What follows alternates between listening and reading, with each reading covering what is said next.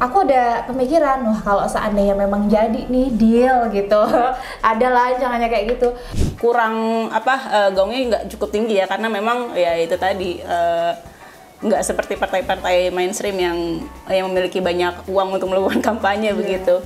Karena memang di lapangan masih banyak kawan-kawan PRT yang bekerja panjang dengan beban kerja panjang dan upah yang tidak layak. Gak semuanya kayak gitu. Mungkin Mbak Yuni punya cerita lagi nih, bagaimana pengalaman yang kemarin mencalonkan ya, bagaimana dari proses sosialisasi ke RT misalnya, itu gimana ya, bisa ceritakan pengalamannya? Pengalamannya hancur. Kena mental banget dah gitu. Kebetulan gini, waktu itu pas saya mencalonkan gitu kan, pokoknya intinya aku nggak mencalonkan pribadi, tapi karena jaringan dan dorongannya karena untuk Undang-Undang Perlindungan Pekerja Rumah Tangga, walaupun itu memang harusnya di DPR, bukan akses aku ya gitu, tapi kan kita di DPRD, bagaimana caranya supaya itu PRT itu diakui gitu. Ya waktu kita sih ada aku ada pemikiran, wah kalau seandainya memang jadi nih deal gitu, adalah jangannya kayak gitu.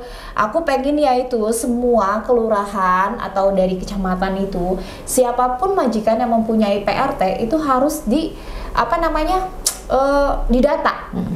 Karena kekerasan itu kan terjadi karena tidak ada pendataan. Yang kayak di rumah-rumah besar, kita nggak tahu ada PRT berapa, terus dia sampai kapan kerjanya gitu. Karena kan banyak pengalaman PRT itu yang istilahnya disekap, nggak bisa keluar gitu. Nah sampai sekarang kan seperti itu kan, pendataan kayak di dawis-dawis aja itu kayaknya di rumah-rumah kontrakan yang kecil, bukan di rumah-rumah orang kaya gitu kan. Ya istilahnya apartemen pun mendata kayaknya juga nggak ada pembaruan gitu. Jadi data sekali udah gitu. Padahal kan kalau PRT itu kadang gonta-ganti gitu kan, harusnya ada istilahnya di situ tuh harus diperketat gitu. Nah pas aku jadi kemarin nyalek gitu, aku kaget aja, ternyata banyak masyarakat yang berpikiran negatif. Tapi sih aku nggak menyalahkan ya, karena memang PRT itu kan masih dipandang sebelah mata gitu. Jadi banyak kayak netizen ya itu ngomongnya, PRT jadi caleg mau jadi apa negara ini gitu, emang nggak bisa sih ya gitu nyari yang lain yang status pendidikannya tuh lebih tinggi. Emang dia punya dana berapa? Kalau punya dana cuma 2.500.000 ngapain, mendingan juga ngurusin anak, suami, atau buat modal bikin seblak gitu kan. Ada kayak gitu. Aku tahu tuh pas aku punya akun TikTok itu, kita kan buat happy aja, lip sync gitu aja kan gitu. Tapi aku pas tahu ada video dari narasi tentang saya mencalonkan diri, ya adalah sepotong-sepotong mungkin ya diambil. Nah dari situ ada yang mencalonkan diri hanya untuk menaikkan derajat ekonomi, kayak begitu. Ya tuh aku benar-benar sangat kena mental gitu, sampai ngomong sama bos aku yang support, terus sama koordinator, sama teman-teman, aku tuh nggak seperti itu, sampai aku nangis. Bener. Terus kata bos aku, ya itulah kamu gitu, kamu nggak usah peduliin omongan mereka, udah gitu, nggak ada habisnya. Kamu nggak usah balas itu komennya gitu, biarin aja gitu, biarin aja ngalir gitu. Kalau kamu membela diri gitu kan, mereka nggak tahu gitu kamu kayak gimana gitu. Ya udah, dari situ udah aku cuek, masa bodoh gitu kan. Dan ya udah, dengan berjalannya waktu, tapi juga kan nggak terpilih juga kan gitu ya. Tapi ya aku angkanya itu berapa suara kemarin, Mbak? Di luar ekspektasi aku malah. Berapa tuh? Ada 1.400 sih waktu itu aku lihat gitu. Tapi dan itu pun aku dari dapil 7 yang lebih banyak gitu. Karena juga kawan-kawan PRT itu nggak semuanya ada di dapil 7 gitu. Sosialisasinya ya kita ya cuman ini doang sih. Nah sekarang mungkin entahlah partai lain caleg-calegnya itu bener turun ke lapangan apa enggak gitu kan. Kalau kita nih disebut caleg duafa yang nggak punya modal gitu. Jadi kita bener-bener tuh turun ke jalan naik mobil mokom sampai kena apa ranting-ranting. Nah itu kan cerita kita bilang seperti itu gitu loh sama teman-teman caleg yang lain gitu kan. Terus aku juga modalnya cuman stiker, cuman gantungan kunci sama apa namanya kalender itu aja. Oke, aku mau nanya ke Mbak Yuni nih, kita geser sedikit ya ke Mbak Yuni terkait dengan Mbak Yuni kan beberapa waktu lalu sempat mencalonkan di Partai Buruh ya, mungkin ya kita kasih selamat dulu lah. Itu kita juga buat aku nih ya dan teman-teman mungkin di luar sana yang nggak terlibat dengan dunia aktivisme gitu kan, kayak cukup wah partai buruh dari mana nih, ini siapa nih gitu ya, sempat bertanya-tanya lah kayak anak muda. Tapi memang kalau misalnya kita lihat juga nggak banyak ya ternyata yang memilih partai buruh, karena memang juga kurang gaungnya nggak cukup tinggi ya, karena memang ya itu tadi nggak seperti partai-partai mainstream yang memiliki banyak uang untuk melakukan kampanye begitu. Partai pengusaha. Ya. Nah, aku pengen nanya ke Mbak Yuni, apa sih yang mendorong Mbak Yuni bisa masuk ke Partai Buruh dan mencalonkan gitu? Dan nilai-nilai apa saja di Partai Buruh yang kemudian bisa menyemangati Mbak Yuni bisa masuk ke Partai Buruh? Gini ya. Jadi tuh awalnya mengenal Partai Buruh tuh dari jaringan ya, Jala PRT. Dan kebetulan sampai saat ini saya tuh masih bekerja sebagai PRT atau pekerja rumah tangga. Awalnya itu dari tahun 2022 kalau nggak salah, yaitu kita ada tuh yang namanya sosialisasi Partai Buruh gitu. Tadinya sih memang berpikir pengennya golput gitu, karena udah nggak percaya sama yang ada gitu kan. Nah tapi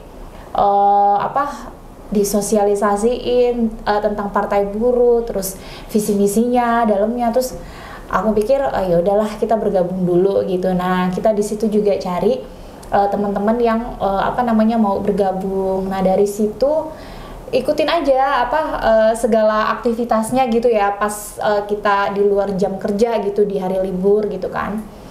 Nah pada saat waktu pencalonan itu nggak ada namanya keinginan pribadi gitu untuk mencalonkan sebagai caleg gitu ya. Di berapa kali disuruh gitu, aku bilang nggak bisa gitu, ilmuku belum cukup, terus aku nggak punya dana, karena kan yang kita tahu kalau untuk mencalonkan diri kita harus punya banyak dana gitu kan. Dan di situ juga aku lagi berpikir backgroundku sebagai PRT gitu, wah pasti nanti bakal banyak asumsinya negatif banget gitu kan. Jadi tuh jangka waktunya lama sih, sekitar 6 bulan itu. Aku pikir coba yang lain aja gitu, tapi teman-teman ini siapa lagi Yun gitu yang bisa gitu, kalau nggak lu yang maju gitu, ini demi undang-undang PPRT loh gitu. Ntar dulu deh kalau nggak ada yang nyalonin, aku bilang gitu kan. Tadinya niatnya kayak gitu. Nah udah benar-benar udah mendesak banget dah. Terus aku suruh ketua EXO Jakarta Selatannya ngadep dulu sana ke koordinator gitu. Beneran emang Yuni harus gitu. Terus iya gitu, karena kalau nggak diisi ini ada kekurangan gitu. Ini cuman untuk mengisi kekosongan kan, aku pikir kayak gitu, karena memang aku nggak ada niat gitu. Dari aku pun belum belum ada keberanian, percaya dirinya juga belum gitu kan. Aku bilang masih dalam tahap belajar, kita nggak tahu ilmu politik tuh kayak gimana gitu, nggak paham gitu kan, masih buta lah gitu. Terus tapi ya udah mau nggak mau, siap nggak siap, aku masuk. Aku mikirnya juga tes dulu kan gitu, aku pikir tes juga belum tentu lulus, ternyata masuk gitu. Jadi ya udah mau nggak mau ya udah, dengan kondisi yang aku punya gitu, istilahnya ilmu yang aku paham gitu, ya aku masuk gitu. Jadi masuk di Partai Buruh itu. Nah karena diskusi kita ini berkaitan dengan Hari Buruh juga, sebetulnya aku pengen masukin tema pekerja rumah tangga ini kan sebetulnya adalah bagian dari buruh ya, itu. Tapi PRT ini karena pekerjaan domestik, pekerjaan reproduksi sosial yang sebetulnya nggak dianggap sama negara atau pemerintah ini, apa hal-hal yang kira-kira diharapkan dari Hari Buruh ini ya, yang kemudian juga kan kalau PRT kan sedang mengusahakan undang-undang PPRT itu ya. Kalau sedangkan dia nggak ada juga di apa undang-undang Cipta Kerja ya, nggak ada. Nah itu gimana sih maksudnya yang diperjuangkan sama PRT itu juga apa gitu kan, dan bisa masuk ke Partai Buruh tuh apa yang ingin diperjuangkan dari teman-teman PRT ini, ingin dengan membawa nama teman-teman PRT ya?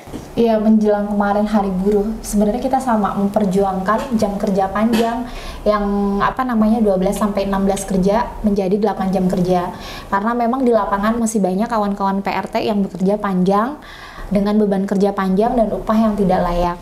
Sebenarnya kan kekerasan diskriminasi PRT itu dibilang hampir sama, ya benar-benar sama kekerasannya dari fisik, ekonomi gitu kan, psikis, terus pelecehan seksual gitu. Sebenarnya itu ada di PRT gitu. Nah, karena itu kita masuk di Partai Buruh karena kita berpikir dengan kita berdampingan, berjejaring dengan Partai Buruh, kita bisa dengan mudah menggolkan Undang-Undang Perlindungan Pekerja Rumah Tangga, karena mau gimana pun kita juga butuh dukungan dari kawan-kawan jejaring gitu.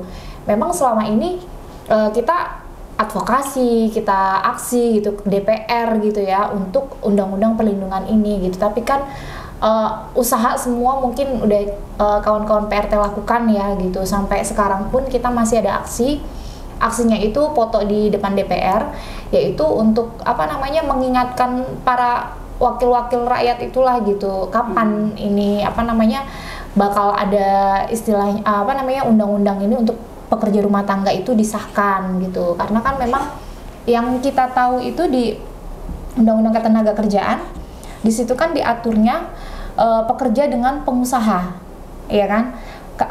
Nah, kalau di Undang-Undang Perlindungan Pekerja Rumah Tangga ini dikhususkan pekerja dengan pekerja dan pemberi kerjanya itu majikan, karena kita disebut pekerja informal yang di rumah gitu kan. Ya, kita juga di Hari Buruh ini juga, dan kita bergabung di di Partai Buruh karena kita juga mengkampanyekan ya, yaitu adanya untuk kerja layak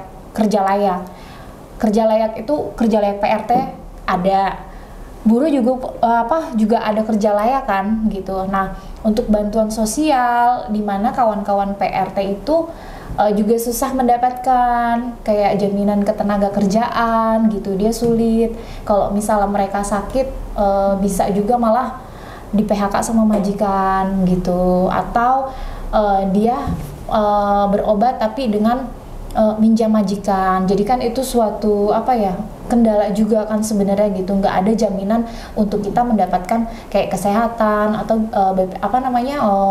jaminan sosial ketenagakerjaan juga saat kita kecelakaan gitu. Sebenarnya situasinya itu sama, cuman kita di lingkup yang berbeda gitu. Jadi kita gimana caranya supaya buruh perempuan gitu ya, pekerja buruh gitu, PRT juga termasuk bisa bekerja dan di suasana yang benar-benar bisa membuat kita pekerja sejahtera gitu, karena ya memang kita belum sejahtera. Iya, karena pekerja domestik ini masih dianggap sebagai ranahnya perempuan, informal, jadi dia nggak dilihat. Makanya Undang-Undang PPRT ini begitu penting untuk menjamin keselamatan pekerja dari PRT itu sendiri. Oke, sekarang lanjut balik ke Mbak Yun ini, pertanyaan terakhir. Karena tadi backgroundnya adalah PRT gitu kan, kemudian masuk ke dalam Partai Buruh dan mencalonkan gitu kan, apa sih yang sebetulnya diperjuangkan dari Undang-Undang PPRT itu yang paling utama? Jadi gini ya, untuk pengetahuan masyarakat luas ya, karena memang belum banyak yang tahu dalamnya isi dari Undang-Undang Perlindungan Pekerja Rumah Tangga gitu.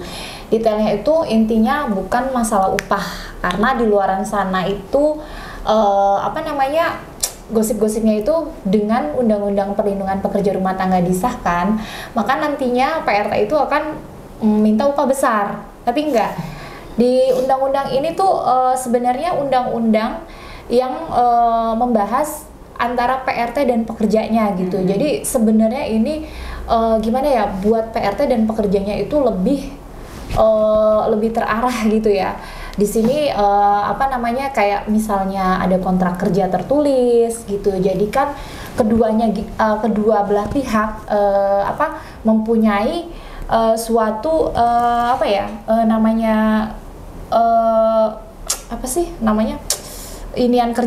hubungan kerja itu dengan tanpa dengan adanya kejelasan gitu. Jadi mereka nggak abai, satu dengan kewajibannya, satu dengan haknya gitu antara kedua belah pihak. Nah, di sini diatur juga gimana caranya pemberi kerja mendapatkan PRT dari yayasan atau PRT pribadi, terus tentang jam kerjanya juga. Terus bagaimana nanti PRT atau kedua belah pihak itu punya masalah, bagaimana cara menyelesaikannya gitu. Yang tadi saya bilang, kalau di negara ini memang ada undang-undang ketenagakerjaan tapi belum khusus untuk PRT. Nah, undang-undang PPRT inilah yang mengkhususkan untuk lingkup pekerja rumah tangga. Karena sebenarnya semua pekerja tanpa terkecuali PRT itu harus dilindungi oleh negaranya sebagai pekerja dan diakui, karena kita juga penyumbang devisa. Seperti itu gitu kali. Oke, terima kasih Kak Trisna dan juga Mbak Yuni udah datang ke podcast Infit episode ke-12. Terima kasih. Untuk penutup, aku pengen lihat kertas tuntutan kalian ke dalam kamera, ke depan kamera. Oke, terima kasih udah datang di podcast Infit. Kita semua buruh harus sejahtera. Ngobrol bareng, kita bikin paham episode ke-12. Sampai jumpa di episode selanjutnya. Dah.